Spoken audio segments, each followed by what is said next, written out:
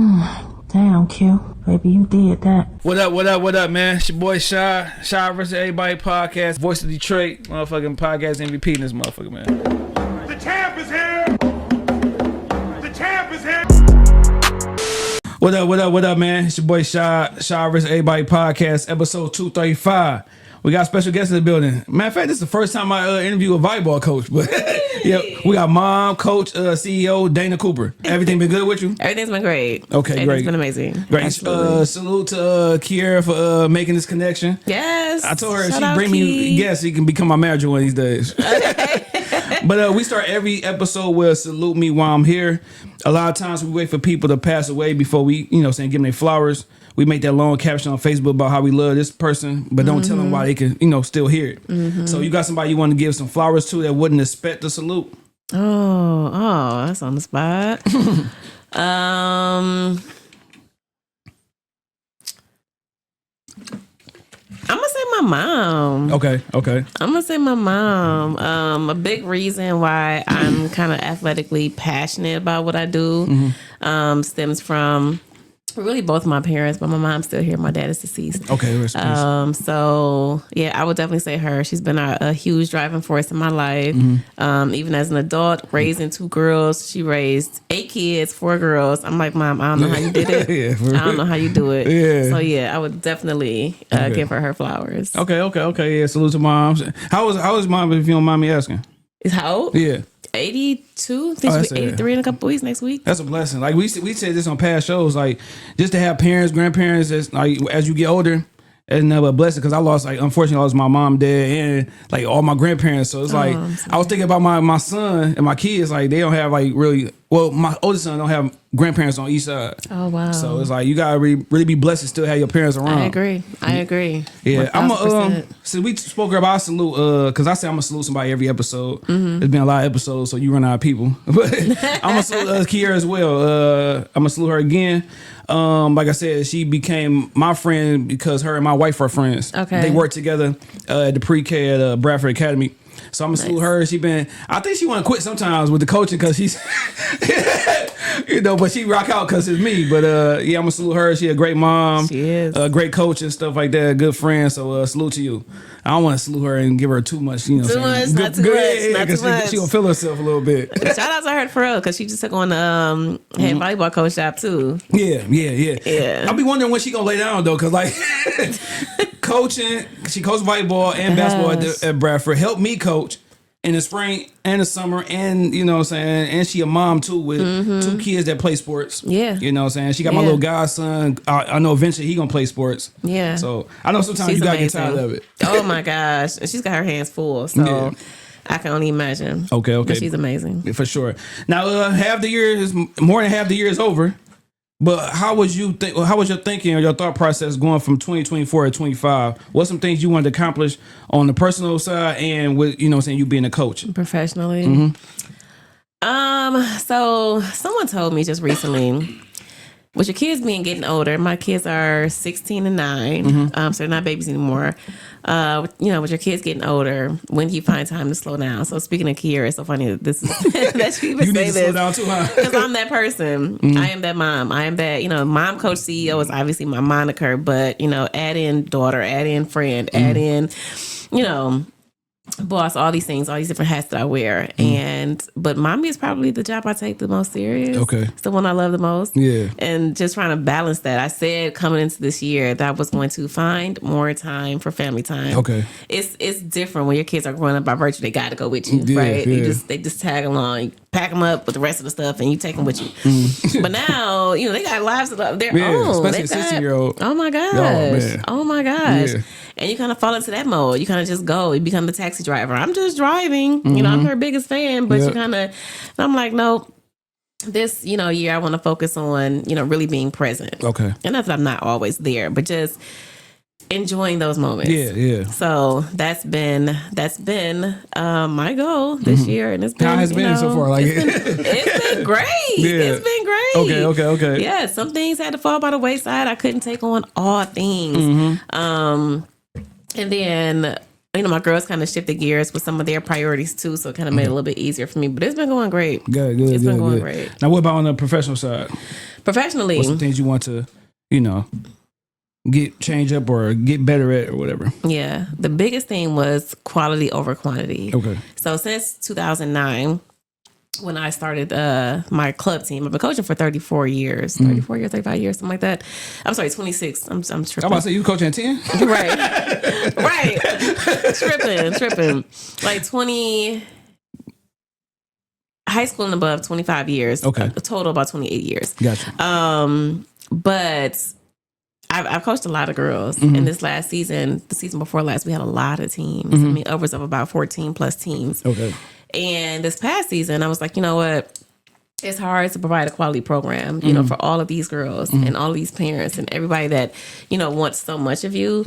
Let's downsize. And so going into last season, I just decided professionally, I would just kind of do things differently. Again, keeping in mind that I want to slow down. Yes. I want to do more and have more of an impact. So it meant, taking less players. Okay. Doing less recruiting, doing less advertising and promo.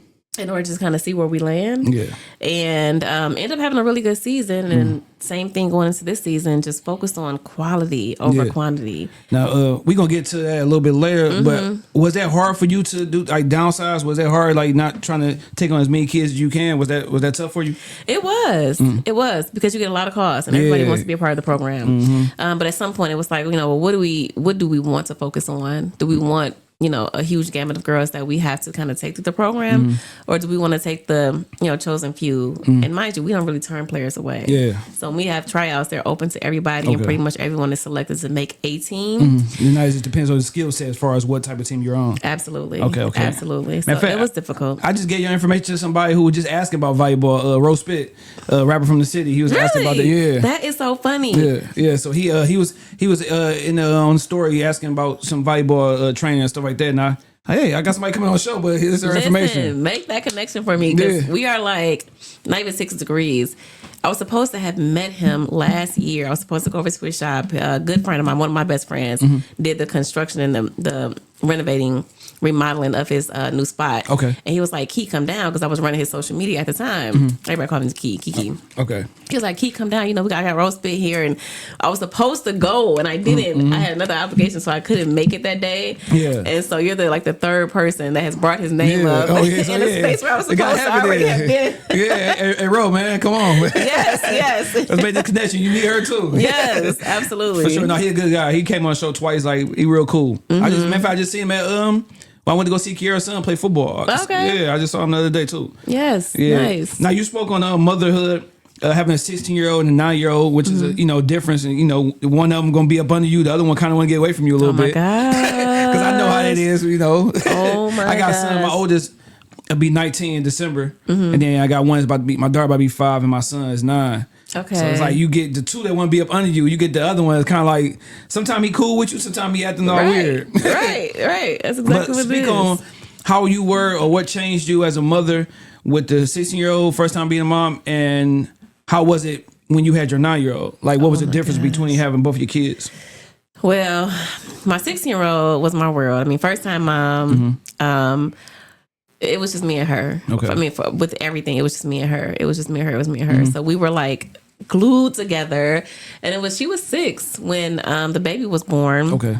The baby, the 9-year-old. And I distinctly remember calling my mom, and I was like, Mom, I'm scared. Before I had my 9-year-old, I was like, I'm scared. Yeah. And she's like, what do you mean you're scared? You're 30. Yeah. You're well established. You got it going on. Like, what's the problem? I was 33. And I was like, I don't know if I can love 2 kids. Yeah. And 2 That's girls. Real, yeah. I had never experienced that. And I was like, how do you do it? With 8 kids, like, how did you do it? Yeah. She got a favorite for sure. Yeah, for sure. But what she said, it still rings to me this day. She said, you'll love them. You'll love them both equally, but you'll love them differently. Yeah. Yes. And to this day, it's like, I don't love them any different, but the way that, just, I guess, our relationship between the two of them is so different. It's so different. You're right. The 16-year-old is like, hurry up, get it over. Are you finished yet? Yeah, like the 9-year-old want to take pictures still. Oh my God. gosh. You get the first day of school, you're like, come on now. Yes. Yeah, no, for sure. I know. Yes. Yeah, that's funny. Yeah, Yes. because like you said, you see that difference, and you love them the same, but you love them differently. Yes. If that makes sense to some Yeah, people. right. So prior to that conversation with your mom, that's really was a thought of yours, like you might love one more than the other or something? Yes. Yeah. Yes, I was definitely afraid. I'm like, I don't even know. Is my love for my new baby, you know, it's going to detract from my love for my oldest, who's 6 at the time, who really doesn't understand anything but, you know, mommy and the love that she has for me. It was difficult. Yeah. Like, I can remember when, after the baby was born, oh, thank God that my, you know, 16-year-old was such a good sister. You know, she took to her immediately. She was one of them kids that wanted. She did ask me to take her back to the hospital and throw her away. She did say that. She definitely did. She said, can we drop her back off? Yeah. She's crying too much. Yeah. And I was like, no, but it doesn't work like that. She's kind of stuck with us. Yeah. But after that, they were like inseparable. For sure. And that's the same age gap between me and my youngest brother. We 7 years apart. Okay. And it's like, Mom, what? And my oldest brother is 9 years older. So I'm like, why I couldn't get one that was like close to me? Like, like I got one that don't want to be bothered with me, then one I don't want to be bothered with. You know? And like with my youngest brother, it's like, man, it took for him to be 30 for him to be like, all right, I don't have to take care of him no more. Oh, wow. Because he was like, oh, man, like, dog, like that's why I think it's so easy for me with my kids, because I felt like I was helping my mom raise him. Because my pops had passed when I was 14, so that make him only 7. Wow. So you know, so I'm helping out with him. So once I had my son, like it was like, all right, I did this already. Yeah, you know what I'm saying? Very true. Shout out to Malcolm. He a pain. He's still a pain. Yeah. Oh my God. Your oldest daughter gonna see, because you know sometimes your little daughter gonna be asking for things from her. You know, so them little ones, man. Oh, it started. I get it. Yeah, I get it. Yeah. Now, do you have any advice for somebody being like a first time mom? Like, what would be your advice to a first time mom that just like walking into this and a little nervous, a little scared? So one of my former players, and it's funny because I'm at that age now. Where That's the crazy part right there. My babies having babies. Literally, one of my former players who started with me when the organization started 16 years ago had a baby 2 days ago. Yeah, that's wild. Her first. And I haven't had the chance to give her advice, but I would love to, for her and anyone in this position, my advice would be just take it one thing one day at a time. Literally, one thing one day at a time. Parenting is it's such a blessing and it's so beautiful, but it's demanding. Yeah. And if you don't, give yourself some grace. You know, don't assume that you know everything. You don't have to know everything. It's parenting. It doesn't come with a handbook or a manual. Learn as you go. Yes, you got to wing it, and you got to be willing to wing it. And I didn't, you know, I had 2 great parents. So when I, you know, had my daughter at 27, and I waited, you know, 27 now, I was like, oh, you my grandma. No, for real. Right? For real. No, that's fast. So being 27, I thought that I still didn't think I was ready. And my mom told me, she said, you're never ready. No. You're never ready. No, at all. So it happens, and it's going to happen, and you're going to be a grandmom, you're going to figure it out. So that would be my advice. Take it one thing one day at a time, and just don't try to be perfect at it. I had my first kid, I was 19 going on 20. Okay. And it's like when he came out the womb, I'm like, dang, I can't put it back. Right.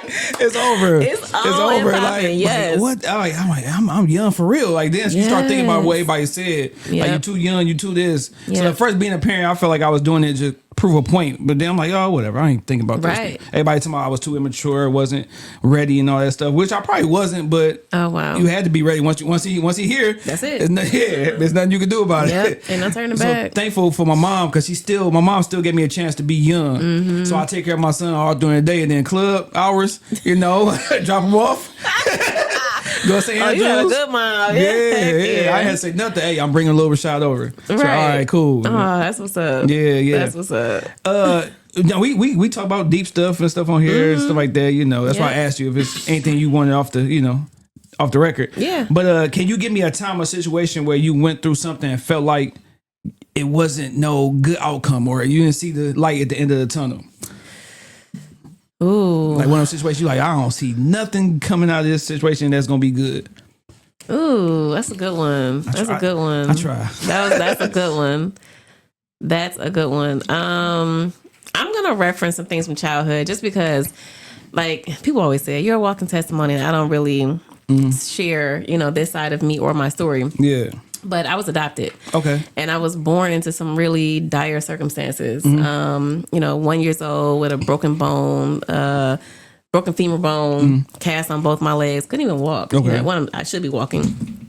But it wasn't until so that was my story growing up, and so I was placed into foster care and eventually adopted into the family that I, now have. So these are things I don't necessarily recall, but I can remember being older, and I think I had just had my daughter, and thinking like I can't make these same mistakes. I don't even know the circumstances, but I remember thinking like, I don't know that I want to be a mom because I don't want to subject my kids to anything unfair or to have her witness either one of them witness any of the trauma that I had to endure. And it took me through a point of depression. Like it really did. I couldn't see how things were going to pan out because I didn't necessarily understand all the circumstances of my childhood. I mean, I knew I was adopted. I knew I was with another family, but my biological mom passed away. Her birthday was yesterday. May she rest in peace. She passed away 6 years ago, right before the pandemic. And I was still like, I had questions. I was still asking her questions and still trying to figure it out because I wanted to figure out who I was. Exactly, yeah. And, to carry that burden, even as an adult, it was kind of like, I don't know if I can do this. Yeah. Like, I just don't know enough. And I don't want to be... Yeah. Now you was in a foster care. Do you know how old you were when you adopted to your family that you?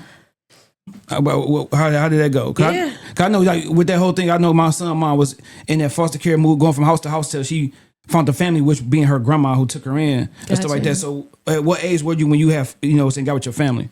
I was 1 when the state took me. I know that for sure. Because I had those broken bones out there after being taken to the hospital. At that time they didn't play, so they never let me go back home. And so I was placed in foster care immediately. I don't think my adoption was final until I was in kindergarten, and I only remember that because I remember being in kindergarten and my mom telling me, your name is Dana now. You have to practice this. Your name is Dana Kenyatta Cooper. And I'm like, no, my name is Kiki. Like I was born Kenyatta. I was born Kenyatta Latrice Connor. But I can remember distinctly being in kindergarten and her saying, you have to remember this. Your name is Dana. When you introduce yourself, say your name is Dana. And so it was around 4 or 5, I think, when it was final. So it's like that's something they want to do, change your whole name just altogether. I still got my middle name. I mean, my first name is not my middle name. But But so when did you start asking questions? Because of course I know it's stuff that you want to know that you didn't know. Like you said, you 4 or 5, so you really ain't asking nothing. But at what point or what age did you start asking questions about your real mom or your your family, or how did you get to this point with them and stuff? Yeah, great question. So I was really blessed. I was really fortunate. I remember still having contact with my biological family. So even though the state took us and the circumstances were bad, my parents had to meet certain provisions in order to try to get me back. They didn't. And that's no secret. They didn't. But it was... we always had contact. I would always go down to the whatever building. I still remember my social worker's name, and I would see my mom. She would get on the bus. She would come see me, and I'd never. Those are core memories that I never forgot. And I'm talking about like 3 and 4.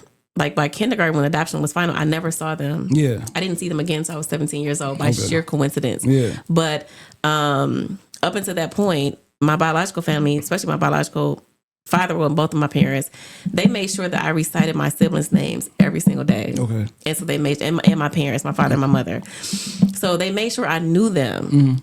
So it wasn't like, I guess the average person's story where you lose contact and you have no contact. No clue. I think my adoption case was open, but once they made it final and my parents didn't meet those provisions in order to try to get me back, we lost contact completely. But that's good that you still knew that side though. Because I had somebody else on the show one time that was adopted, but he didn't really want to elaborate or tell us the story or whatever. But I feel like that helped somebody who going through that and want to know a story and know they not alone. So absolutely. So with that happening, so that really make you want to be like I could only imagine once you had your daughter, you like, all right, I'm gonna be the greatest mom ever. Gosh, you know what I'm saying? Yes. And before being a mother, before I was a mother, I was a coach. So I started coaching right out of high school.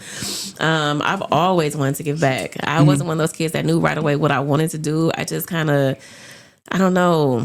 And I'm more of an introvert. I'm kind of shy. I don't really like people. I mean, this is just my honesty. Yeah. But it stems from some of those childhood things. Me just placing myself in isolation. Like, I find a lot of joy just being by myself. For sure. But the greater part of me just loves to help people. Yeah. I love making people smile. I love making them feel good. I love that feeling of just, people just looking at you with the utmost gratitude, like, thank you. You did that. Yeah, because I was going to say, when you said Kiki, I'm like, what? I'm thinking like Dana and Kiki. Like, well, I don't get it. I was going to ask Where'd that come from? Yeah, but now it makes sense. Yeah. Is it still some things that you feel like you need to improve within yourself to be a better person? Or is it still some things that you need to work on that may be limiting yourself from getting even farther than where you are now?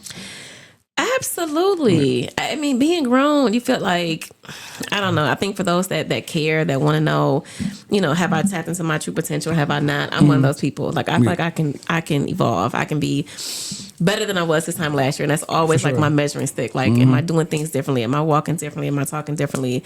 Yeah, I mean, ask my kids. They'll tell you I'm not the most patient person. Yeah. I'm not. Yeah. I mean, I'm more of and even in some of like my relationships, people will tell you, like, I'm the dictator. I'm the black and white person. I'm like, you got it done? Did you say you're going to get it done? Yeah. Okay, well, I can trust you're going to get it done. All right, let's make it happen. And so now I'm just learning to give myself and people grace. Like, you know what? It's okay. So be a little bit more lenient and a little bit more patient. My kids will tell you, like, Mommy, can you take the CEO hat off? Yeah. Okay, Yeah. like, be mommy for a second. And we have a blast. Me and my girls, we have an absolute blast. But sometimes I do find myself in that dictator mode. Like, hey, exactly. Yeah. let's get it. Cracking the whip. Let's go. Yeah. Maybe that's, my wife be like that too. I'll be like, come on, calm down. I'm not your student. Because she sees like, Right. I'm not a student right now. She just called me on the way here. I thought you was going to wash that pan out. I'm like, bro, you just do it, okay? Yeah, that's how my wife is. Yes. Like, she don't know how to turn it off and on. I'm like, hey, you at home now, turn it off. It's hard. Yeah, You'd be surprised. Yeah, relax just a little bit. Yes. Yeah. If you had to, I'm not, because I usually ask if you had to give this year a movie title, what would it be? But just any part of your life, if you had to give it a movie title, what would it be and why? Ooh. So, coming soon. It is the title of my book that is going to manifest itself in the biggest way. Okay. But this is definitely the chapter, the book of the pursuit of passion. This is my pursuit of passion. And this is like, as the years change and things evolve, it's constantly the pursuit of passion. So that's what I would coin it and call it. Okay, good. That's good. Yeah, see, it takes some people a long time. Like, you know what? Go back to that question later. Right. Now, I know you got your girls and stuff like that. You mentioned your mom. Outside your mom, and who can you talk to when times get hard? Like, when you're going through things and you need to, release some stress or whatever, who can you go to? My sister. Okay. Hands down. Yeah. She's Dina. I'm Dana. Yeah. I don't know why anybody would ever assume that we're twins. Yeah. She's high yellow with thin hair. Yeah. I mean, she comes from a biracial family, but so we look nothing alike. But we were always raised together, always the same age, always the same grade. She's 6 months older than me. Okay. But truly, hands down, through and through, my best friend in the whole wide world. Like, there's nothing that she doesn't know. There's not, any point in time that we're ever going through anything that we don't talk to each other. And it would be her, hands down. Yeah. See, everybody I talk to, they just cuss me out and stuff. Like, I called him the other day about something. It was like, you ever call somebody or tell somebody your problem, you just feel stupid afterwards? Like, right. Like, it wasn't even that. Why I even call? I could have kept that to myself. I got a question for you. Okay, so my son just graduated high school, and my son is going through this phase where he pick up things, but he put it down too. And the thing about it, I know how I was as a young man, high school, going to college and stuff like that, even though I was only in college for 2 months. But I know how I always talked on doing things, but never finished or never even started. And with him, he played basketball for most of his life. I know he didn't really love it because he never asked me to go to the gym or nothing like that. It's kind of like I was forcing him. His last year of high school, he quit. And I wanted to punch him. Right. I get that. I'm like, all right, cool. I can't force it. And then he started talking about, all right, I want to do editing. I want to do production and stuff like that. This is my uncle. I'm like, all right, you can shout at him and learn, and go to school. So he kind of said something about that, but kind of slowed down on it. Okay. And right now he into this whole one of his teachers kind of got him loving or really fond of investing. Okay. Investing, stock, trading, and stuff like that. So I'm like, cool. I'm like, but you know what I'm saying? So we talking about school. He decided he didn't want to go to the major university. He wanted to stay home and go to schoolcraft. Okay. That was cool. Once we got him to, talk to his advisor like 3 weeks ago, the day of when class is supposed to start, he was like, I don't know if I want to go to school. So I cussed him out. I got mad. This is the first time because my oldest son is by my high school girlfriend. Okay. So we talked. This is the first time we agreed on something in a long time. And we both basically said that we was going to let him take this fall off, but he don't have no say, so he going to school in the wintertime. Okay. I just want to make sure, like I told him and my wife, we told him like we want to make sure he keep opportunities open and don't shut something down for one thing. Yeah. In this day and age, like especially being a young black dude, you want to have as many options as you can. Absolutely. A, B, C, D, E, F, G. Like you don't want, not a backup plan to the backup plan. Absolutely. So what is your thoughts or your advice to me? Because I was pissed as far as me having a son. You about to have a daughter that's going to college soon. Like, should I take it easy on him? Should I force him? Like, what you think? So, this is like one of the fortunate parts of me having an older mom, but young enough, to have my own kids where I kind of pay my own way. Mm-hmm. I do think, personally, some kids are being given too much freedom, too much of a choice, where I can appreciate what you guys are doing. You're giving him parameters. Okay, so if you take this semester off, next semester you're back on it.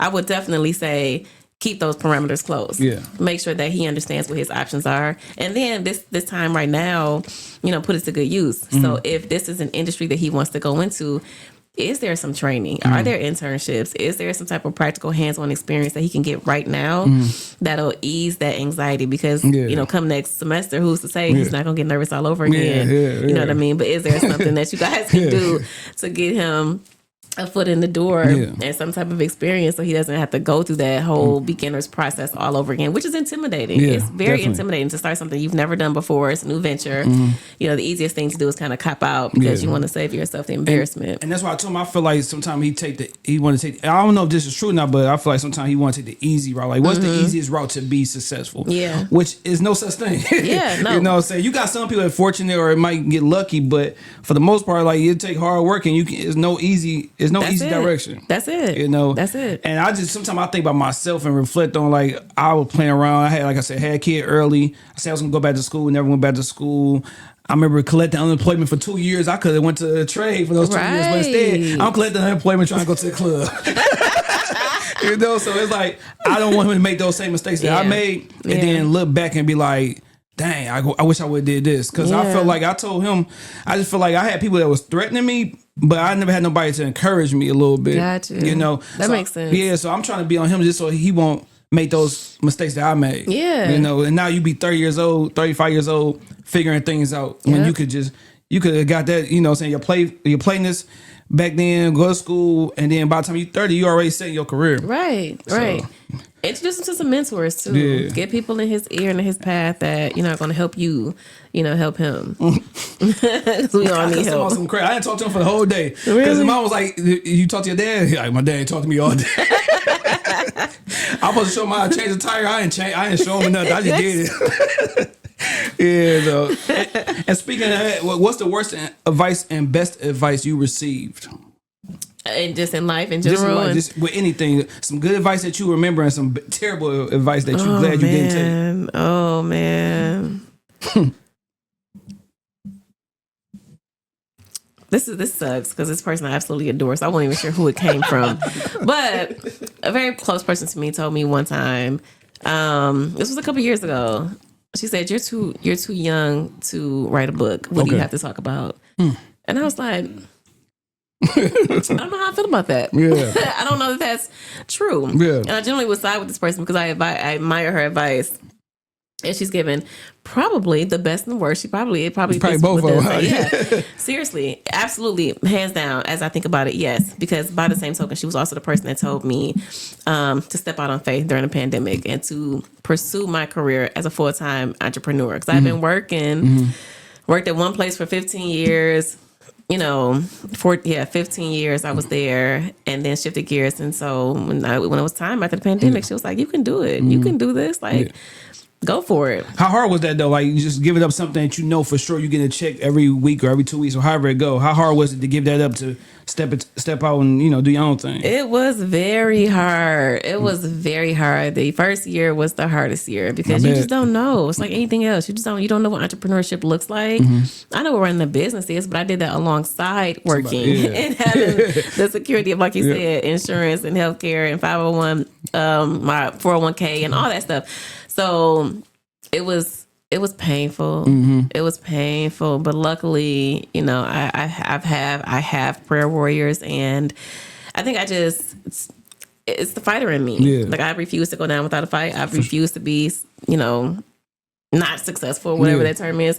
So I kind of just fought for it. I fought hard for it. At what point was you comfortable though? Like you said, the first year was kind of hard. At what point was you comfortable? Like, all right, everything is going pretty good right now. Yeah, year two for sure. It was like it didn't take too long. It didn't. It didn't. But I think my saving grace was that I'd already had the business, my business of Volleyball Elite Academy. I'd already had it. For 10 years at that point. It was kind of like just doing it and scaling it and making sure that I could do this on a full-time basis and live. And I just live by myself, with myself, but live, with 2 kids. Yeah, but still be able to do everything you need to do. Yes. Yeah. Yes. I know it can probably be hard. But and speaking of the book, have you started on that book? Like I have. Okay. I have. When are you looking to release that?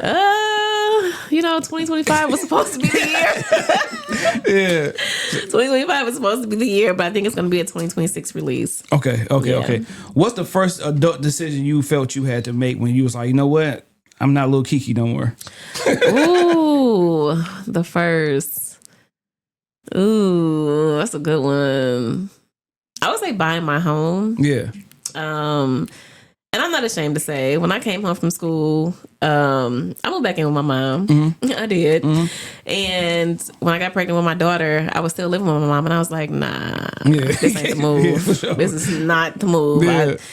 I can't say anything about those who do, choose an alternate route. But for me, it was like, I'm grown. I got a baby on the way. I got to get I got to get it. And so, I started the process and hired a real estate agent. Like, that was big. I was like, oh, I'm doing big stuff. For sure. Right. I had a whole career and the whole nine. And by the time we had secured it, I was like, man, this is major. Like, I'm signing papers and like, I own this. Somebody trust me with a whole house, a whole kid. Because really after I bought the house, we closed in April. She was born in June. June what? So, June 13th. Okay, almost close to mine. Mine's June 21st. Okay, nice. A little bit almost, between me and him is June 1st. Okay. Yeah. Good June. Yeah. I love it. Yeah, I know your birthday just passed. Yes.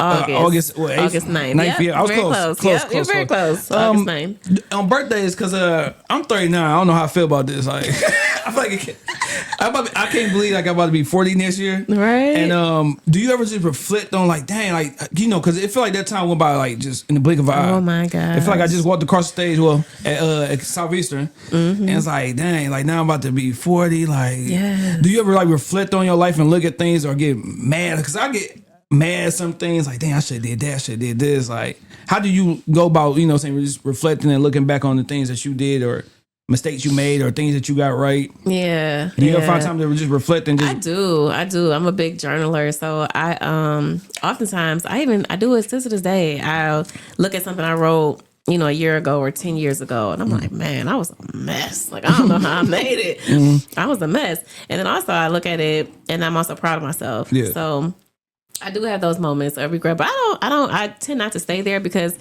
I believe in that. Like the optimism just creates more optimistic opportunities. Yeah. Pessimism kind of breeds pessimism. So, I definitely have those moments where I'm like, man, I definitely dropped the ball on that. I just fucked that all the way up. Excuse me. I just messed that all the way up. Yeah, for sure. And somehow, some way I was able to fix it and come out of it. Because now I'm looking like I remember being like the youngest, being a coach and being younger than the kids' parents. And now I'm looking at the parents and they younger than me like, dang, I'm getting older now. Like, this is crazy. Like you said your kid one of your kids having a kid. And it's like me seeing my kids, like I coached this one girl named Miracle. She was in 6th grade, 7th grade. And now she about to be graduating college. So it's like, that time went by fast. Yes. Real fast. It flies by. Yeah, very much. I wish it slowed down a little bit. I know. Just a little bit. I know. If you could bottle up a time what time would that be in your life? Just that it may be a time, a year period, but just a time in your life you wish you could bottle up and revisit a lot. Oh my god! Like whenever you want to, you can go back and revisit that moment or that time. Oh my gosh! I'm a daddy's girl. Okay. I absolutely loved and adored and still do my dad. Mm-hmm. Every time I think about him, I think about me sitting on his lap. Mm-hmm. And laying my head on his shoulder, and he was like, I always say he's a big belly laugher, so he has a big belly, and he always jiggle when he laughs. And so, I often think about those times. Sure. I will go back right there just to sit in my dad's You ain't gotta start over, but you just whenever you get sad, you just go ahead and empty that bottle out and go ahead and, you know what I'm saying? Yes. Get back to that time. Yes, absolutely. Because like I said, the older I get, the more I start. Sometimes I think about the past a little bit too much. Really? Yeah. Sometimes I don't know if it's a good thing or a bad thing. But sometimes are they good memories? Like it's good memories, but sometimes I'll be feeling like in order to think about good times, you always think about the past instead of like creating those times right now. We always harp on how things were good in the past and never like try to, get good memories now. Yeah, absolutely. We create them as we go. Mm-hmm. Now, with you being such a daddy girl, was it hard for you with guys because you got expectations? Yes. Yes. I can tell with the laugh. It was like yes. Yeah. Yes. And being raised by an alpha female, yes. Probably majority of my exes will tell you, oh my God, Key is a mess. She's a dictator. She's the boss. Yeah. It's her way or the highway. I'm not that bad anymore. But I can admit, that definitely comes from, having a father's love and having a father that's like, what you need that for? You don't need a man for that. Yeah, see, that's why I'm gonna make sure I still mess out my little daughter so she can high expectations, girl. Yes. Treat yourself like gold. Yes. For sure. When the last time you cried it didn't have nothing to do with death? And what was the reason? Oh. Recently, I get a good cry in about once a week. Honestly, I would say last week my girls were in Atlanta, and it was the first time in a long time that I was by myself at home. And so here we go. Mom, coach, CEO. I'm used to being on the move. I'm used to being busy.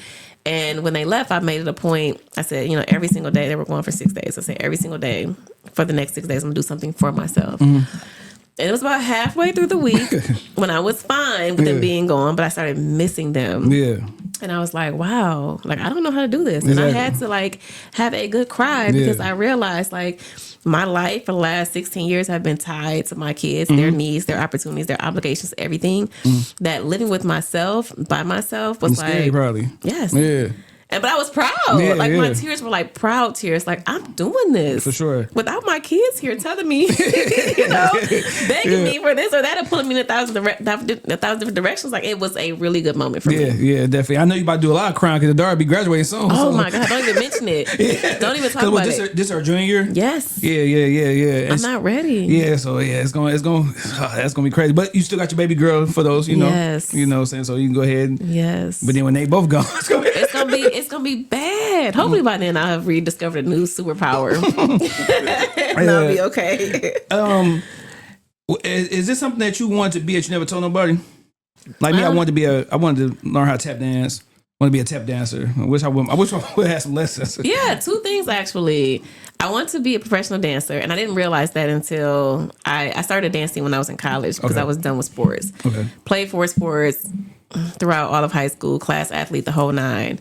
Scholarship offers. I got to college and I was burnt out. I was tired. Yeah. And so I had never been in formal dance other than like, you put your kids in tap and the little cute stuff when they look little. Yeah. I had never really done anything like that other than when I was a kid, but I got to college.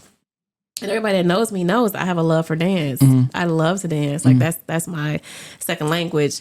And so I got all the way to Saginaw Valley and started a hip hop dancing. Yeah. Had never done it before. That was dope, yeah. Yes.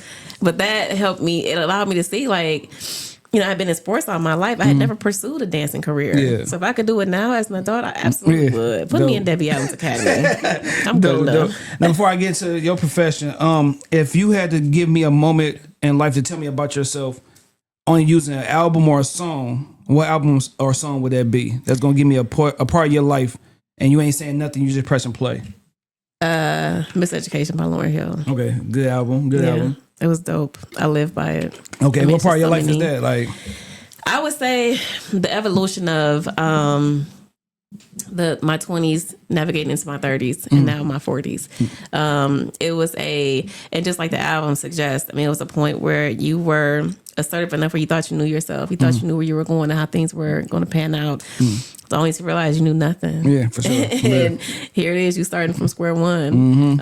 Even as an adult, you're making some silly mistakes and you're navigating in very dark and, dreary times, but victory wasn't far. It kind of came 40s and, now here I'm like, I'm 44, but I'm living my best life. For like sure. this is, the manifestation of things that I prayed for. So You giving me a little hope now. I'm about to be 39 and 40. Okay, yes. Because like I said, I'm like, golly, I was just 29. Then I'm like, looking at the math, like, hold on, am I really about to be 39? Exactly. I'm about to be 40 next year. Yes. I'm planning 40th birthday party. Like, you better. this is crazy. You better. It's crazy. I never had a party before. Really? Not for 18, 21, 16. No way. My mom, I think I'm traumatized by, or I got PTSD or whatever, however you want to call it. My mom tried to throw me a party. I remember I was 12 years old. It was a last minute party too for my birthday. I'm setting stuff up around the house and stuff. Nobody showed up. No way. We made all these calls. Nobody showed up. I ain't tried to have a party since. Right. Man, I remember my mom took me to Belle Isle and me and a friend to Giant Slide. We just over there playing at Belle Isle the whole time. Wow. But yeah, that's the last time I attempted to have a party. Wow. Okay, well, this was not going to be that. This is going to be magnificent. On to my 40th, nobody show up. Right. Yeah, so that's the only time we tried. I had the whole thing. I remember I had the bobbing apples. I had the musical chairs and stuff like that. It was a whole party. Oh, nobody showed up, man. Dang. Oh, man. That's messed up, man. That is. It's all right, though. Forget y'all. Right. Years later. Now, talk about growing up a little bit. You kind of spoke on that with the, adoption and stuff like that. But talk about a little bit within the household, like how it was, being in high school. You went to DePorres, right? Yes. Yeah, I did my little research a little bit. Good Yeah, job. but talk about how it was being a younger you. Like, what was, how was it at your house and then, stuff like that. How was you as a, you talk about some sports. What was the sports you was playing and stuff? Yeah. It was a sport house. All of us played sports. Most of us, mind you, it was 8 of us. Okay, yeah. Plus my parents, who coached. Oh, he coached too. Okay. Yeah. They coached a little bit. My dad was a boxer. So it was always just sporty. I mean, we were always on the move. And my older siblings. Like competition? They played travel ball. No, not even. Yourself? Oh my gosh. Oh, that was like, please. It was, I don't know. My mom is again, she's an alpha female. She's the matriarch. So we were definitely in line. But, just imagine having to share everything with those many kids. Yeah, for sure. But we had the hangout house. So everybody was always at our house. We had the stoop. We had the big porch. Everybody parked their bikes at our house. We, so we kind of like, it was that kind of home. And it was always something, like I said, athletic going on. So it was fun. It was a lot like, I don't know why. It's a lot like my life is now. Like my parents were always on the move. Like we were always doing something. And I think that's why it's so hard for me to sit still. Because I'm like, no, we're supposed to be going somewhere doing this something. weekend. Yeah, no, definitely. Like it's a holiday weekend. I'm supposed to be going somewhere. That's how I am. Like about my wife, she be like, I don't want to do nothing. But as soon as she walk out the door, she put her clothes on. Right. But yeah, I always feel like if I'm sitting too long, something ain't right. Right. Like I sometimes I get tired of coaching, but like if I'm not doing that, then I gotta be doing something. I gotta be on the move, making some type of some motion. Yep, I agree. Yeah, so you said y'all had family, sports and stuff like that. Yeah. I'm quite sure you probably was a good student. Yeah, I was okay. Yeah. I'm not gonna lie. College. What college you go to again? I started at Michigan State. I started at Michigan State. Transferred. Ended up graduating from Saginaw Valley. Okay. Yep. Okay. And what was the 4 sports you was playing? I know volleyball. Of course, volleyball is one of them. Volleyball, softball, cheerleading, and I ran track. Okay. Now you, with having a sports background, are you super tough? I don't know if your youngest kid plays sports. Absolutely. Okay, are you super tough on them as far as like not only are they being coached by their coach, but they coming home to you and what you seeing and stuff like that? You know what's funny? I don't coach my kids outside. I coach, and it's funny because I coach both of their teams. Okay. They play volleyball for me, travel ball for me.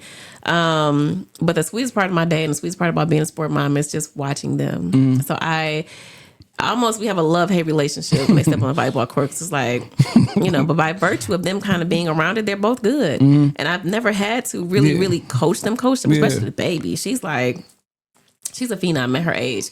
But they both wanted to do it. Yeah. I never asked them to play volleyball. Yeah. I never begged, I never forced them, nothing. Ever. Yeah. Ever. So the fact that they kind of just gravitated towards it was like a blessing to me and music to my ears. Yes. And then coaching them became easy. But the other sports, they both, play competitively other sports. And I think that's just the best part of me being a parent. I almost cried when I seen you take your daughter to the HBCU event for basketball. I'm like, dang, she real good. I wish I had some kids on my team. Because she played for Country Day, right? Yes. I think Jennifer used to coach, or assistant coach. She was assistant coach there. Yeah. Yes. Yep.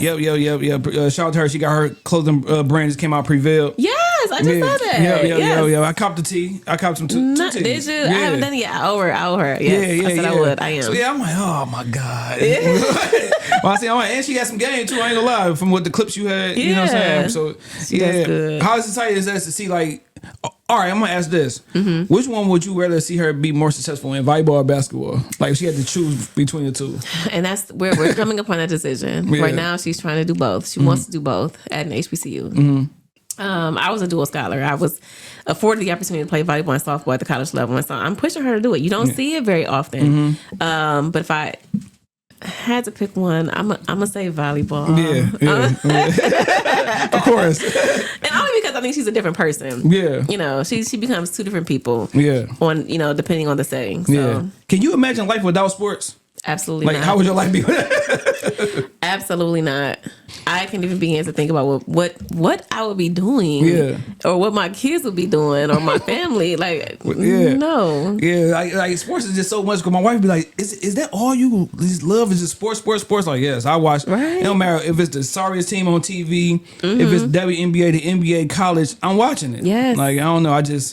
I don't know. I don't never get tired of it either. I know. That's why the Olympics is like my favorite season, because I'm like, I get to watch everything. Yeah. Did you see what happened with that? With the young lady played tennis? Yes. And she won, and the white girl was all talking about talking junk to her. Like, I couldn't believe that. Yeah, they just mad we taking over everything. I know. And I'm curious to see, something that I think her name is Taylor something. Yeah. Yeah. Interested to see how that pans out. If it was us, the oh my God, would be steep. I'm trying to see what's slap on the wrist. Yeah, she's about to get, because that was insane. Yeah, it was say, typical black mad girl and all that stuff. You already know how it would have been. Yeah. What made you want to become a coach? I ain't gonna, before you started your organization, you had to be a coach. Yeah. What made you want to become a coach? With me, I felt like it was a slap in my face when my mom told me I should coach, because I felt like she was saying I wasn't good enough to play. Like, you can't play, nigga, but you should coach. Because she saw how I was with my younger brother. Okay. And fast forward, I wish she could see it, because we could laugh at it now. Yeah. That I became a coach and stuff like that. And like, I feel like I'm still growing and evolving as a coach. But when did coaching become something that you were serious about and something you grew to love? Right in high school. I was 17, and my coach asked me to come. He was coaching at middle school too, and he asked me to come kind of help him out one day. And I was like, okay, I'll do that. And mind you, I'm not a super people person, but sports becomes a different language for me. So I think it was then that I was like, oh, I could do this. I like this. This is pretty cool. Yeah. People listen to me. Like, I'm only 17. Y'all listen to what I'm saying. And from there, it kind of just went on. But yeah, coaching, getting the opportunity right in high school, right out of high school, was probably the dopest thing that ever happened. Yeah. Because I didn't want to coach girls at first. I just wanted to coach boys. At my wife's school, she teaches at Bradford. They was looking for a coach for the boys. So I went there and interviewed. He was like, can you coach the girls? I'm like, girls? Like, I don't know, man. He's like, you gonna get 2 separate checks. I'm like, all right. Where do I sign up? But I grew to love it a little bit more, coaching girls and boys, just because even if the girl is sorry, it's like one thing they do that boys don't do is they try hard. Absolutely. They give it 150%. When boys sometimes they feel like they just too good to be talked to or coached. So I just kind of gravitated towards the girl side, and I've been a full-time girl coach. I still coach boys, but if I coach boys now, it had to be elementary. Okay. I'm not messing around with no middle school, high school boys. Yeah, I'm good. Different breed. They talk too much stuff. I want to punch them in the chest. But for real, the girls is a lot easier and stuff. And with your organization, I know it had to be hard to, run your own organization. This summer is the first time I started mine. It's called RS Elite. Okay. Basketball for AU for girls. Okay, nice. Middle school, like basically 7th grade to 9th grade. Okay. Talk about that, and like it gotta be hard just to get parents, payments. You say it 3 more times. Listen. Like just talk about starting your own organization and like how tough it is. Listen, yes. You have to be a person that can do all of the above. When it's your organization, you got to own every aspect of it. The, player recruitment, coach,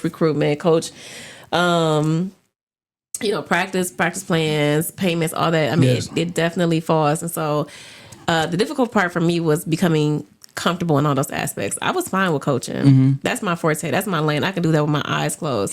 But you asking me to put on a parent meeting. You asking me to tell these grown folks what they got to do with their money and when it's going to be due and what the consequences are if they don't get it done. That was hard. Yeah. That was hard. I remember I had a dad that told me, he was like, Danny, you just got to build some tough skin. Yeah. And he was one of those dads that was like, I'm in your corner. We never made a payment late. We're not. But I want to see you do well. So I want to see you just assert yourself and have some confidence. Let your yeses be yes, make your no's be no.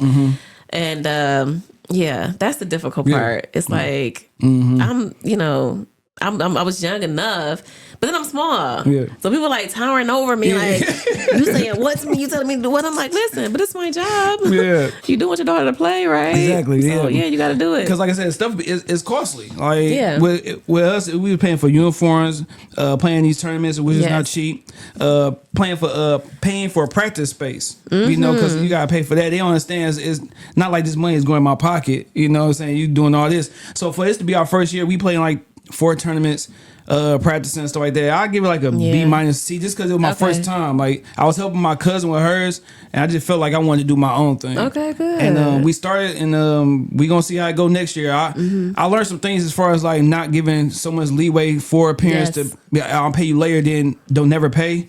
And then it's like, all right, now I can't ask for this money from the rest of them because 3 people didn't pay. Right. So it's not really fair to ask for the rest of the parents to pay. Yep. So I gotta make sure I pick the right parents, because not only do you want to pick talent, but you gotta pick the right parents too. That's very true. So That's do you very true. Have you ever turned a girl down because she had talent because of her parents? So to answer your question, no. I live by a different credo. I don't hold the children responsible for adult errors, and I'm big on that. Because these kids, otherwise, I mean, if this is their future and this is going to be the trend, they're not going to be afforded very many opportunities because of who their parents are. Now, I've dealt with some very difficult parents. I've had to limit and eliminate communication and contact with them. But I'll tell them, your daughter's always welcome. Yeah. You, on the other hand, no, you're not allowed in my gym. Yeah. You're not allowed to call me after a certain time. And I had to mean that. I had to stand by that. And sometimes, I mean, the kid kind of gets stuck in the middle because you want the kid to know that they're still welcome. But then on the back end, they got mom or dad. And I've had some difficult dads too. That are like, oh, you're not going back. But I'm not welcome. You're not going back. It's like, that's not fair. That's not right. So it's a difficult balance, but I've never punished a kid. Yeah. Okay. Because you got something like, damn, I really like this kid, but this parent, I don't know. And also with coaching helped me become a good parent with my kids when they play sports, because I hate those parents that always got something to say. Oh my gosh. And always got like a plan, like always want to give advice, like man, yo, I don't want to be rude, but why you don't spend this time getting your kid better? Like if you got so much to say, right? But it helped me because now, like I remember my son one time I felt like he should play over this one kid, and everybody like, you should talk to the coach. I'm like, no, because no, my son could talk to the coach. Right. I'm not. Right. And then he get playing time just because I said something. Like, no, I'm good. If it's an issue, then my son, now, if it's something crazy, like he being disrespectful or doing something to my kid, then I'll say something. But I'm going to let the coach. Even if I don't agree with what he's saying or doing, I'm going to let him coach. If my son got a big enough problem, he can address it. Right. You know what I'm saying? I agree. Because these parents, boy, I be wanting to tell them. Man, please be quiet. Just be quiet. Please. Yes. I had one kid was mad, like, oh, you might be running them a little bit too much, coach. Like, what? Like, all right, man. Right. Like, all right, man. Why do you even question that? Like, why? What do you look for with kids in your program? Just to make sure, like, when your program out there, you're not nobody embarrassing you or whatever. Like, what do you look for within kids besides his talent? Oh, coachability, integrity. And I'm really big on that. I treat these girls like they're my own kid. You can't come in my practice with your bonnet on, your pajama pants. We not doing that. No. Because I don't want you in the world like that. And I don't want you to ever be mistaken and understand or think that that's acceptable. So no, I don't allow it. But that's where the kind of teaching and that relationship sort of starts. So once you set that tone, you can tell the ones they looking at you sideways. Ain't gonna be a problem. If they sit there nodding with you, they're probably gonna understand. They probably comply. But yeah, I look for girls that are coachable. When you say look at you sideways, I was thinking about one of the girls I had. They wanted to be mic'd up during games, so I'll pick like 2 girls for the first half and 2 girls for the second half. Yeah. So I guess I said something that one of the girls didn't like, and she forgot she was mic'd up, and she was like, "I should smack this bald head ass." So I'm at work editing the video, and I'm like, "Huh, what's she saying?" So I had clipped it. What? And I clipped it, so I kept playing it. I'm like, I can't believe this little girl said this. that, Now, right. mind you, this same little girl, I ain't gave her hooping shoes 2 years in a row. So I got to practice. She was like, well, Coach, what's wrong? So I just pressed play on that one thing. She was looking. She apologized to me for a week straight. Yeah. I'm like, oh, you know I don't like being bald head, but now you gonna say you gonna smack me in it like. Oh, that's hilarious. I wish I could find a what's name so I could put Oh in this my video. gosh, yes. Because it was right before the game started, and she was asking who's starting. I'll never forget. She was like, who's starting? I'm like, you'll see who get out there. And then she was like, I should smack his bald head ass. I'm like this. Oh, that's hilarious. I'm like, oh my God, man. Oh, I know she was mortified to hear herself say that too. Because I didn't say nothing. I wasn't as talkative to her, and she was like, what's wrong? Press play. Yep. That's right. She felt like I can't believe this fool. Right. I'm like, did you forget that you was mic'd up and you asked to be mic'd up? Yep. So after that, it was no more mics. Yeah. Because I didn't want to hear nobody say nothing else crazy. Right. Oh my gosh. Now, of course, you not coaching all these teams. Am I correct? No. How do you go about picking coaches? Because that's an important thing right there. Picking the right coaches. And this day, it's unfortunately, some creeps out here too. Yeah. What do you do to make sure you're picking the right coach, to represent you? Yeah, that's a good question. We've been blessed. We've had quite a few, I would say, maybe even like 70% of our coaches were like returning players. So these were players that I coached and they played in the program or they coached me or for high school or whatever. And so now they're coming back and they're at the age where they want to coach. Yeah. So that's been a blessing. Aside from that, a couple of things I do. I do interviews. So I'm actually in the process of doing this now. So I'm interviewing them on paper, and then I actually have them do in-person interviews. Okay. So they come out and they'll run a session for me, and I really pay attention to how the girls respond to them because that's the most important part. Yeah. And the parents. Of course, we go through the due diligence of like background checking, and I also do an in-house training. So it's a 4-hour in-house training that all of my coaches have to go to. Okay. Have to go through, and I host and facilitate it. But what it does, it gives them all the 2 hours is in class. The other 2 hours is on the court. Okay. So we go through, the X's and O's. We go through the contract. We go through the expectations, the do's and the don'ts, and all that stuff. Yeah. And then we put them on court. Okay. And so the court part is probably the funniest, but the most telling part. Are you a coach that's gonna get out there? Yeah. Or are you just gonna sit back and dictate from the sideline? Because those coaches matter. Yeah. But those are some things that we do to select. Yeah, that's funny seeing those coaches who don't know how to do the things that they tell you to do. Yes. Because I had one, he was a big dude to sit there, do this. I'm like, get up, man. Do it, right? Demonstrate, please, man. Yeah, but that's always funny. But no, that's because with me, I had a guy who wanted to coach with me, and I turned him down just because I'm like, I'm good because I just don't know. Yeah. And you coaching young girls and stuff like that, you just want to make sure like you got the right person. Absolutely. And that's why I wanted to have Kiera, especially with high school girls. I wanted to make sure I bring a girl in because you know how girls in high school. You got one. Yes. You know how you never know how the attitude's gonna be. Oh my gosh. You're dealing with that time, and I'd rather them have somebody they could talk to that can understand them. Yeah. I don't understand. Right. And that's serious. Yeah. The first girl I had that said it was that time. I'm like, I don't hear it. Right. Like, just go sit down. Go sit down. Go sit down.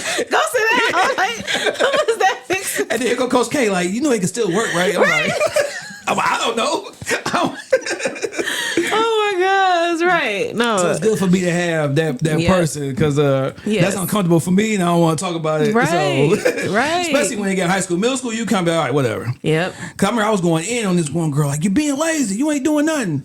And the dad was like, yeah, this is her first time going through what she going through. I'm like, I feel like I ain't hold like bad, right. I'm like, all right, from now on, just whenever y'all got y'all stuff going on, just go, you can have a seat, man. Just go have a seat. For sure, because I don't know what to say or what to do. I don't know how you feel, nothing. Oh my God. Good coach, bad coach. What makes a good coach and what makes a bad coach to you? One of the biggest things, my pet peeve, is preparedness. I can tweak a lot of things. How you talk to players, how you relate to them, all that. But unprofessional and not being prepared are two of my biggest pet peeves. I require that my girls come to practice in Volleyball Elite apparel. My coaches have the same expectation. I don't want to see you in your work clothes. Yeah. I worked a job for 15 years where I was changing in the car. Yeah. On the way before I get to practice.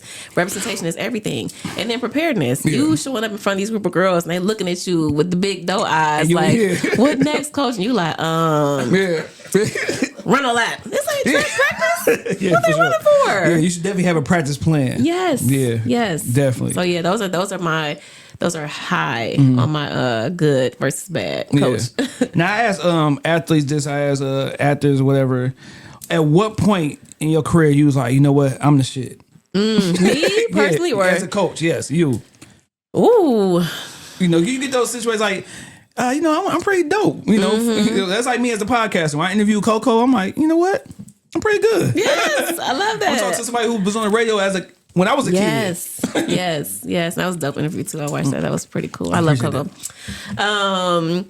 When it was a point where players were coming into my program just to play for me. Oh yeah, yep. And I was like, how that work? I got some great coaches. Yeah. I mean, and I didn't. So backstory. I didn't end up playing in college. Like I told you, I was burnt out. I didn't play. But I got coaches that played 4 years in college on scholarship, and I'm like, y'all don't want to play for them. They like, no, we want to play for Coach Cooper, and I'm like, oh, me, for sure. what about me? And so and then people started telling me like, yeah, I talked to so and so. They said they know you, and that was happening like Word of all mouth, the time, all the time. I'm like, dang, I think I'm okay. I think I'm doing all right. Definitely. Hey, I can't wait till we get like that. You know what, coach? We don't want to play for that. Yes. You're in competition with everybody. Yeah. Yeah. That's true. What's your advice for a new coach? Ooh, do your research. Do your research. AAU season. I don't know how. Well, no, it's the same for basketball. It's a long season. Yeah. It's a long season. And it's not the kind of season that you can kind of pop in and pop out. You got to be committed. It's, high school, you got assistant coaches. AU is run a little bit different. If you got a team, that's pretty much your team. And you stuck with them from day one to, day 100. However long the season is, it seems like it's forever. Yeah. But you got some unloyal ones who jump around from team to team. Yeah, absolutely. Absolutely. But that would be my advice is, do your homework, do your research, and pack your patience. Shoot. Definitely. Do you have any regrets as an athlete or a coach? I say this all the time. Knowing what I know now, raising two athletes and have bred so many girls in this game, I would have taken a scholarship. I would have gone to college and played 4 years. One, to not have the debt that I have, right? To not have that debt. And then to not deny myself that experience. Like I look at girls now and I'm looking at my daughter, like if you do nothing else, play a sport. Play a sport. Yeah. Take the opportunity. And not just play a sport, like join the clubs, join those social clubs, get into those social circles, like make the most of your college experience, which I did do on the flip end. I started the dance team and I was, president of Organization of Black Unity. Like I did a bunch when I was in college because I was that involved, but not playing that sport is the one thing that I just really regret. Yeah. What now, I told you about my son quitting. What if your daughter came to you and said she didn't want to play sports no more? Like, how would you react? How would you feel like, and what would you do to try to I ain't gonna say talk her back into it, but tell her like this is a mistake that you're making?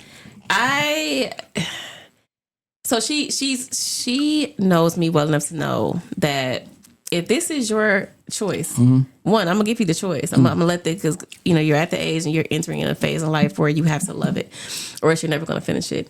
But if you're telling me you don't want to, you have to tell me what else You know, what are you replacing that with? Definitely. What do you want to do? Yeah. Oh, you want to start your multi-million-dollar company, your clothing line, your, you know, get ready with me's, all that. Okay, now you want to step into that because she's really good at those type of things. Absolutely. Okay. Absolutely. I would be all for it because here's my thing.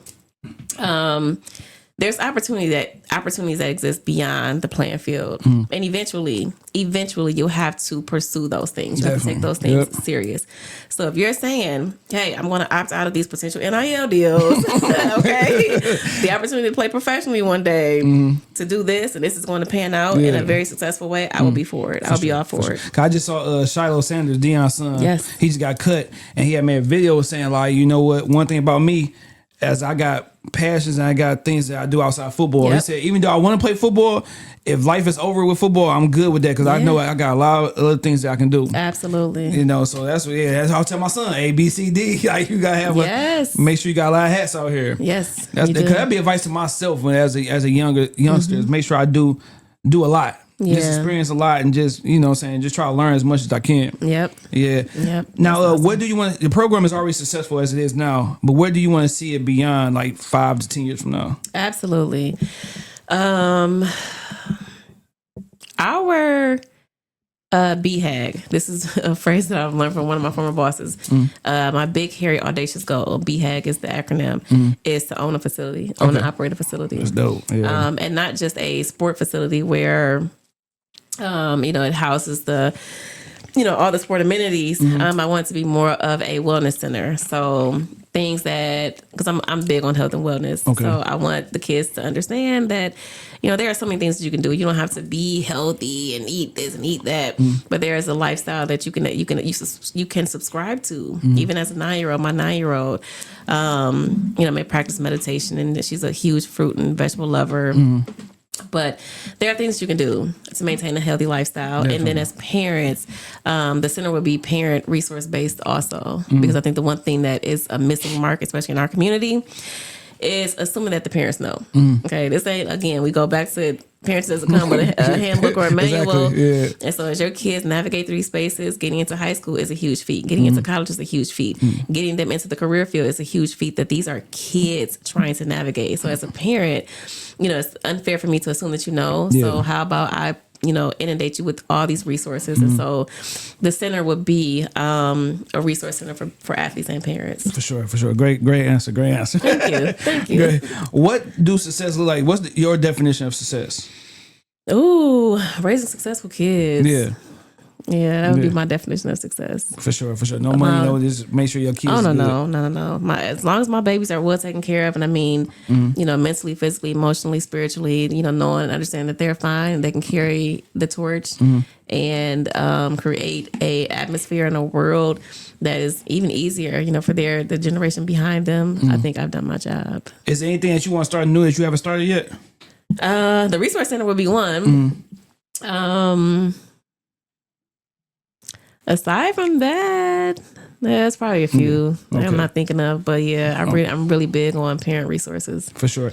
Now, this is one thing it's called, excuse my, because I don't know who's gonna be watching this, so I don't want to be cussing. I did a good job. I haven't cussed too much this episode. No, you didn't. I got cussed on this one though. Young nigga shit versus some things I've been through. What's something that young Kiki believed in that you look back on now like I was tripping? I can't believe I was thinking like that. Oh my gosh, young Kiki was a fighter. Yeah, young Kiki was about as feisty as they came. I felt like I had to defend myself at all times. I had to prove my point. I had to have the last word. I had to put hands on people that didn't see things my way. Hands and feet. Right. I mean, I was that kid. Yeah. I was that kid. I was that young adult. So I ain't even gonna say kid. I was that adult. Okay. At some point. I mean, do it have something to do with your height? Like, because you know how some people you say like men got short complex. Yes. Like, yeah. I think so a little bit. I think so. I'm pretty short too. But. I think so. Yeah. Yeah. You feel like you small. You got a lot to prove. For sure. Yeah. But and even in like personal relationships, like it's.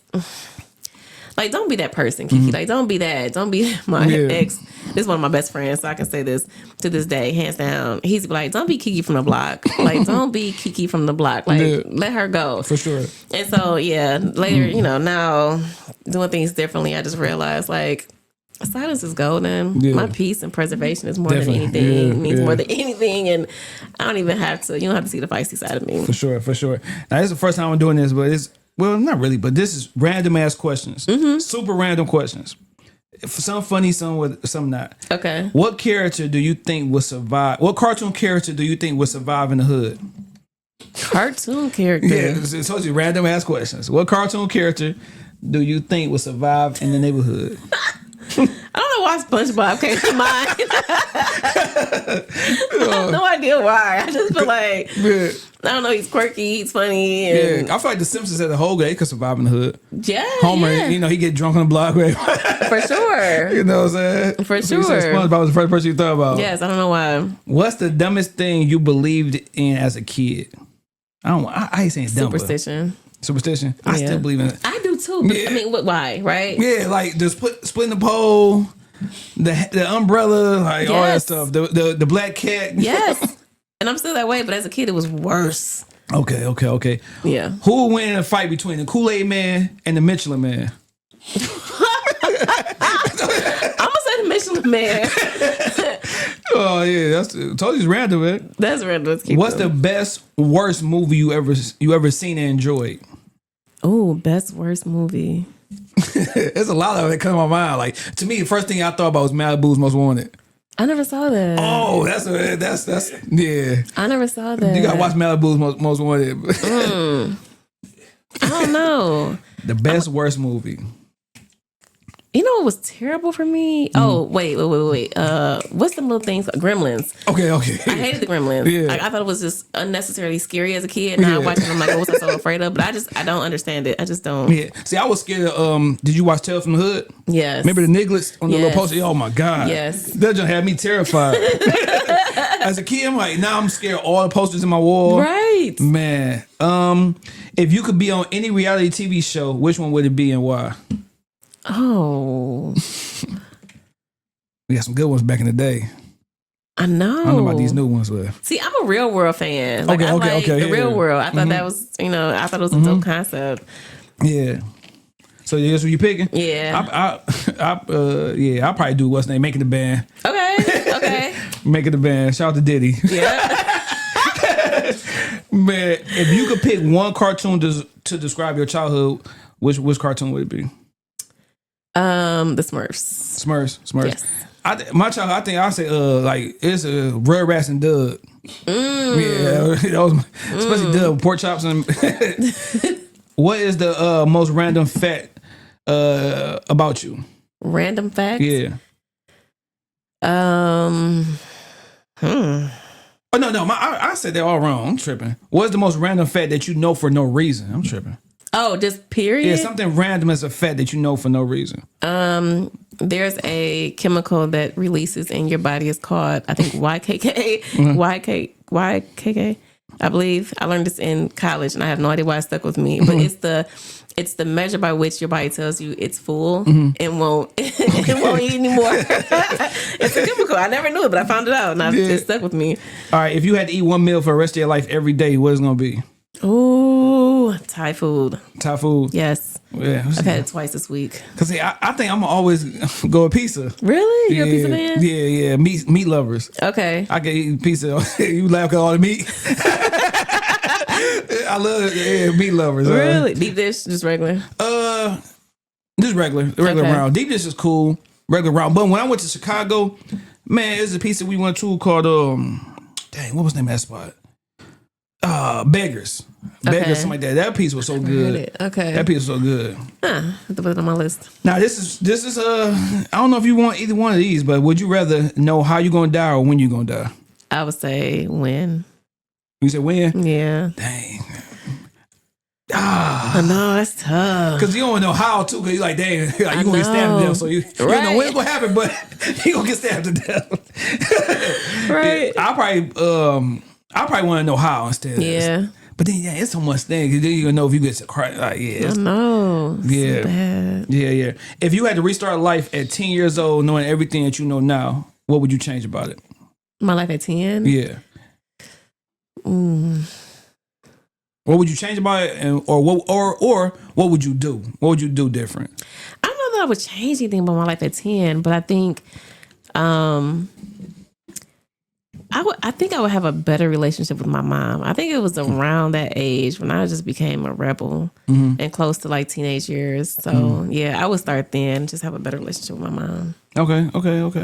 And I'll leave you off on this one. What is your advice to somebody that want to start something but too afraid? They afraid of failing. They afraid it's not gonna go right because, like you said, you started your business, you quit your job, just go full time, be an entrepreneur. What's your advice to somebody that want to start something but too afraid? Afraid of failing or just afraid it's not gonna go right.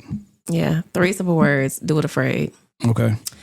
Do it afraid, because your fear is the one thing that can actually prevent you from doing it. So instead of using it as a deterrent, use it as fuel. Just do it afraid. You're going to be afraid either way. Definitely. Do it afraid. Definitely. I'm going to have to call Kiera, tell it was a good choice. Good conversation. Thank you. Have you ever thought about doing, thought about doing more like public speaking or like... You know what? I think I'm being called more and more to do it. I'm more of a behind the scenes kind of person. I'm a Leo, so I enjoy the limelight. I enjoy bragging on things that I feel so passionately about.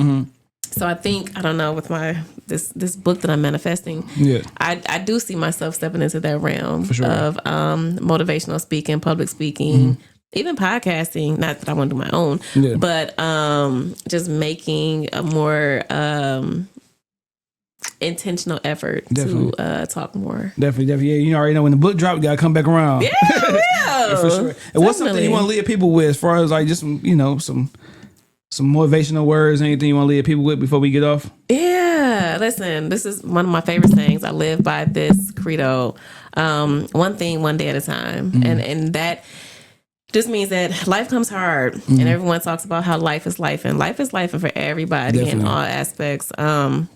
But I think the thing that keeps me grounded and allows me to kind of look at the various moving parts of my life and still be equally excited about those things as I wake up every day is that I just consider it another opportunity, because I'm just taking it one thing, one day at a time. Tomorrow is not here, and because it's not promised, I gotta do something to enjoy today. And this was dope. This was one of those opportunities. So definitely. I appreciate you coming through. Yeah. Appreciate the good conversation. Yes, me too. What can they follow you at on social media? How can they follow you and get more information about the club and everything? Yes. Hit us up. Volleyball _elite is the name of our page. Okay. Follow my personal page too, which is Dana K. Cooper, K for Kiki. Follow me on there too. Absolutely. Okay. Dope. And like I said, this is episode 235. Dana Cooper, aka Kiki. Okay. You know what I'm saying? We got Q behind the boards. And we thought he was going to have to go to the hospital for a little bit, but he pulled he okay. He back there just hiding the struggle. But Shoppers Everybody podcast, best podcast in the city. If you think different, then I don't care, man. Right, I know that's right. You know what I'm saying? Until next time, peace. Peace.